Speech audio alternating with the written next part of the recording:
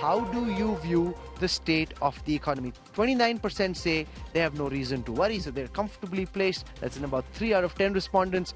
32% say that yes, the economy has slowed down, growth is coming down. 18% say, 2 out of 10 say it's not growing at all, and 10% feel that the economy has virtually crashed. That's come down quite dramatically. How do you view the economic performance of the Modi government when this question was asked? Now, when you look at the worms on your screen, this is what you need to keep in mind. After the defeats last year in Madhya Pradesh, Rajasthan and Chhattisgarh, the mood was downbeat. And then we saw the big general election when there was a revival in the fortunes of the BJP. And then when the last poll happened in August, that positivity, that optimism still came through. What we're seeing now is a reversion to the mood in the country just after the defeats of Madhya Pradesh, Rajasthan and Chhattisgarh. So that's net where people believe the economy stands. 32% accept that the economy's growth has come down. If I add to this the 18% who say that it's not growing at all and 10% who say it's sliding, you only have 29% respondents who think there's no reason to worry. 70% are worried about something or the other. No, I mean, Rahul, I'm worried about the 29% who think they have nothing to worry about. I'm really worried about them. I think it's quite clear from the numbers that 70% of Indians are clearly, acutely aware of that something is going wrong when it comes to the economy. I think that's quite apparent from your numbers, and I certainly would hope that the other 29% also take a chill pill and re-examine their own assessments of what is happening. So that's a reality. Second, I think let me take a leaf out of Pranjal's. No, but just looking at it psychologically, there are at least 12% voters who are BJP supporters who are worried about the state of the economy. No. So let me put it this way: most BJP supporters should be. Sorry, that was a Freudian slip. Most BJP supporters should be worried about the economy because they are, in fact, from a certain trading in a business class that are most impacted by such slowdowns. So I suspect the worry is far greater among BJP supporters than those who have fixed income jobs, etc. But that's not the point I'm trying to make. I think there are three opportunities which Pranjal highlighted. The first, there is a US-China decoupling, recoupling trade war happening. Now, this is a huge opportunity for India, which we have not moved on. For the last 1 year, 40 to 50 big companies want to relocate from China to India. We have not opened the door and laid down the red carpet. Why? I think we need to change fundamentally the way we engage with investors who can pump money into India, who can revitalize and give us that fiscal stimulus we require at this time. Just to add to this, remember when Mr. Tata was thrown out of West Bengal by Mamata Banerjee? Mr. Modi was he immediately jumped and brought him to Gujarat. Now that's the kind of agility and response system we need in India to bring people from China back into India. Who's benefiting right now? Vietnam. Their jobs, their employment, their investment is going up, but India is standing by. And to add to what you asked earlier, there is always going to be a political cost to a poor economy. And we shouldn't just look at the macro figures. The micro numbers are important. You have to look at the micro ecosystems. Are people feeling better? Are there opportunities? And that's where people will say, Mr. Modi, we really like you. You've done a lot of things, but I am feeling a bit disappointed. And this is my message to you. Please do something about my well-being. Otherwise, things could get worse. And it is happening. So, let me just complete my point. And your worm from the previous segment tells you the story.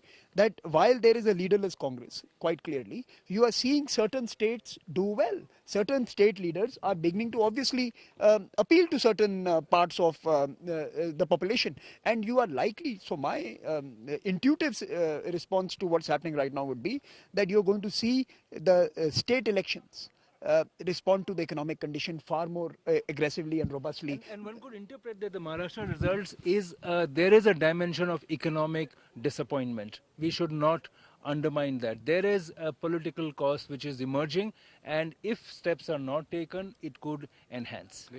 But what would also perplex people who are watching is that a chief minister, when he can pick up the phone, speak to Ratan Tata, ensure that he comes to Sanand, forgets about Shingur and makes that point, why is this government, led by the same man, not responding to global investors wanting to come away from China in the same fashion? Or is he because he's had big meetings. He's been meeting top Indian corporates. He's been meeting global corporates. He can say it's still the same man. It's still the same approach. No, I think Rajiv mentioned this in the beginning. You are seeing the big funds come in. But I think big corporations are a different beast. When they come in, they come for the long term. They are coming here for setting up a export unit for the next 100 years. It's not moving money for 5 years. It's moving the brand for 100 years. But, there is one element of investment which is happening in India which should worry us a little bit, Rahul, is that Indian companies are collapsing. They are being acquired by foreign investors. So net impact is still neutral. So you may see a lot of numbers coming in, which is good and positive. But where is the additional investment cycle coming in? There is a, to be fair to the government, there is a deep corporate cleansing process on right now in the country, because many of the top dozen industrial houses, their legs were made of clay. They were basically indulging in corrupt practices and misusing public money.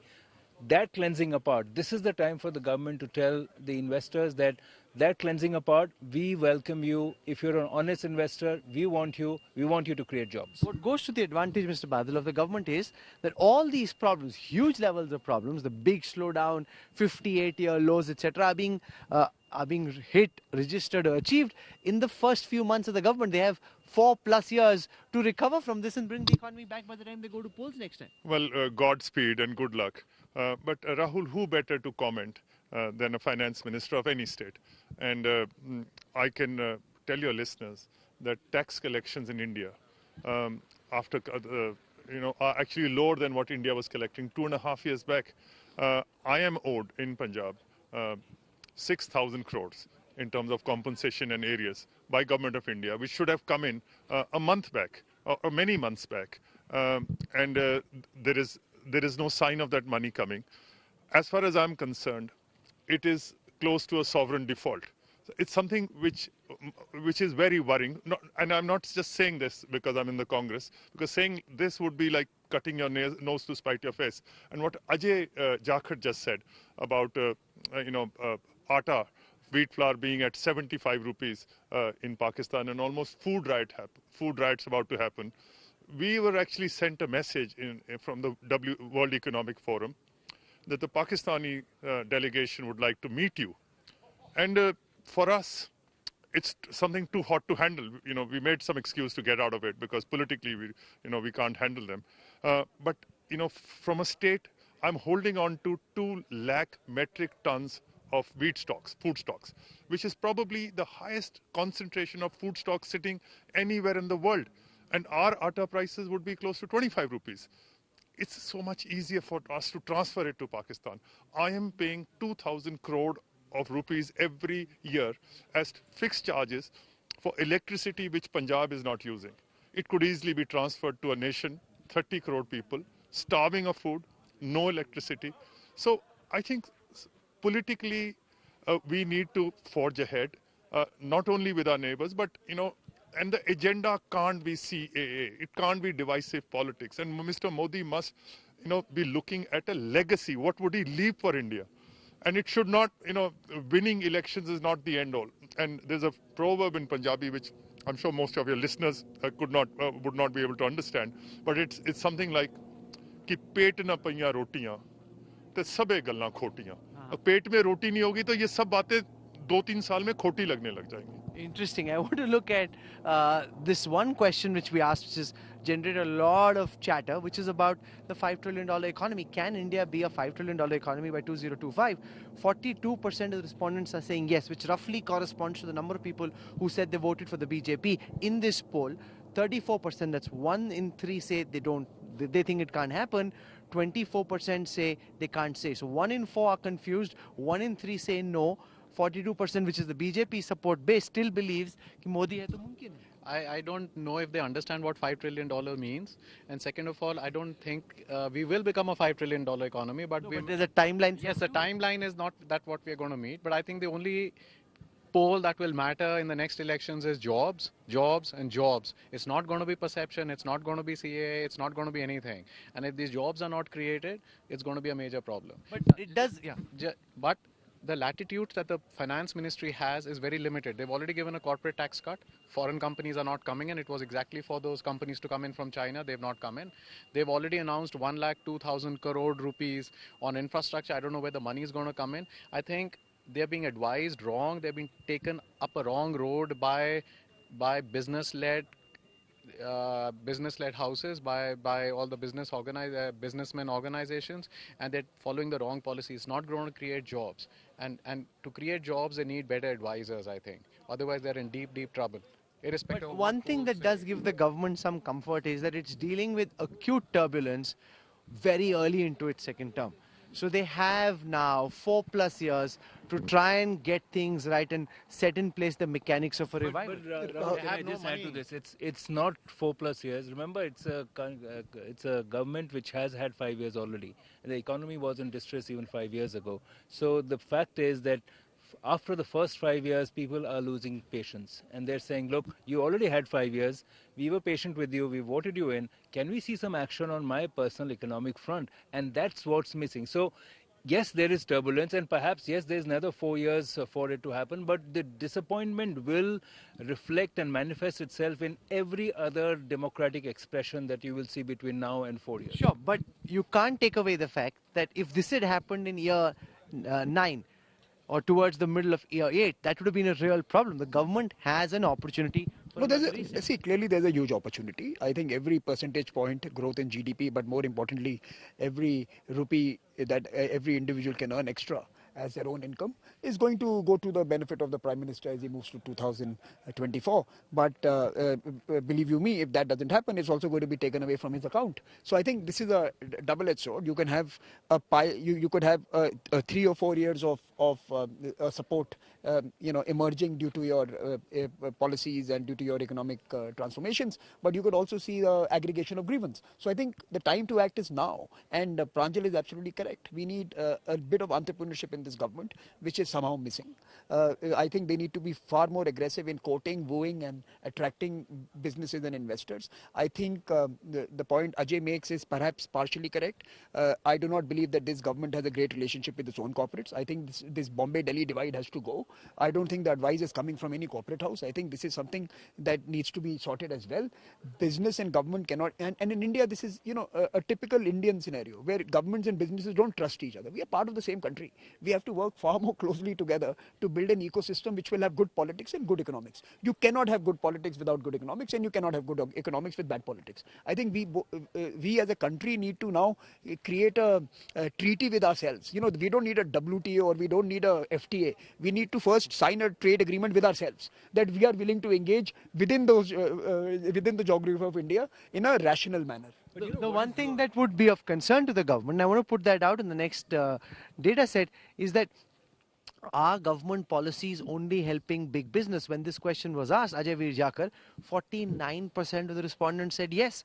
36% said no, 15% said they can't say. Almost half the respondents feel, rightly or wrongly, that the government's policies are largely helping big business. I think government policies don't seem to be helping big business or seem to be helping small businesses. I think there needs to be a complete overall of what's happening. And I think if you do the poll with the big businesses, they will also say that it's not helping them. No, but again, this mood of the nation is a straw poll. It's like you get a sense of which way the wind is blowing, and in that you always blame the other, Rahul. What A happened? very significant statement which the Prime Minister made in the 15th August address. He said, we have to respect those who create wealth and those who create employment.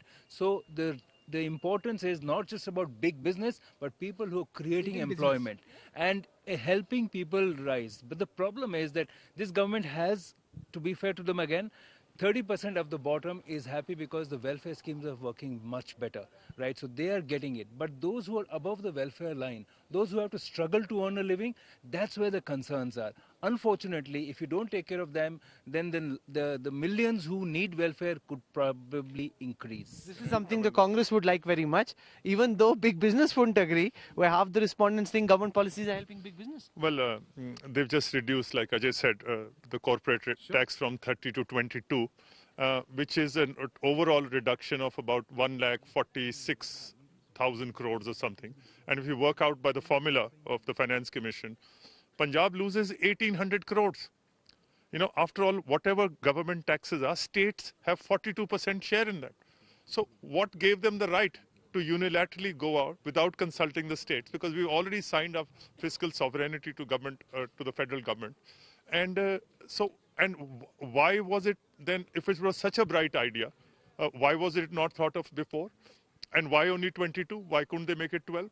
But the fact is, Rahul, that 1,800 crores is going to be spent less in Punjab for the welfare of the people. And these investments are not coming through it seems. We're just a few days away from the big union budget. And in that, here's a bit of a report card on people's perception about the performance of Finance Minister Nirmala Sitharaman. So, Ms. Sitharaman, here's your report card. 39% of the respondents in the poll, that's the biggest chunk of respondents, think that she's actually doing a good job. That's 4 out of 10 respondents. That's not bad. 30% feel that she's failed to contain the slowdown. 16% say you need to give her more time, which again is largely a favorable response. That almost makes it 46, and 15% say they can't say. But, it's not as if the mood is turning against Nirmala Sitharaman. Some people have had their knives out, but the large majority in this poll seem to think, give her more time. She's doing a decent job. And I agree with that mood. I think it's unfair to pick on individuals. This is a government policy. And any minister is as good as the entire cabinet. Dealing with an economy the size of India, it's a complex affair. And you have multiple ministries, multiple geographies, multiple priorities. It is the whole of government that has to be assessed. Just ahead of the budget, Pranjal, this would give her some comfort that 39% think she's doing a good job, 16% think she should be given more time. I think she needs more time, but also remember that India cannot grow faster than the sum of its states. If you look at the growth of states, it is still struggling. So you cannot expect the 8% growth of the country when the states are growing at 3 or 4%. So I think Finance Minister has a role, but we need steps at the state level to improve investment. And it's not just about the numbers of ease of doing business. There's also, if you want to say that ease of doing business has improved, there's also a report of WEF which says that in world competitiveness ranking, India has actually fallen. So let's stay away from the rankings. Let's focus on just making life easier for everybody on the ground. Okay, so we've taken you through all the numbers. You can't blame her for the legacy she's got of the first 5 years of Modi government, of all the policies they had. So she's with that legacy. It will stay with her, and she'll get the blame for something that she's not done. Okay, final words from all our guests. What are the big takeaways? What's the biggest message from this poll? And I'll start by putting that question first to Mr. Badal. Well, as I said, Biggest takeaway for you? biggest takeaway is that if in 1 year, you've lost almost 30 seats, you still have 4 years to go. And this basically doesn't bode well for India. To wish a government ill is like, for India to stop growing. I just hope better sense prevails. Okay. Final words. Pranjal, what's the biggest takeaway from your perspective? I think we need Prime Minister Modi to be as agile as he was when he was Chief Minister of Gujarat. Go grab the opportunities which are happening globally. Make sure that livelihoods are created for the millions that have expectations of that.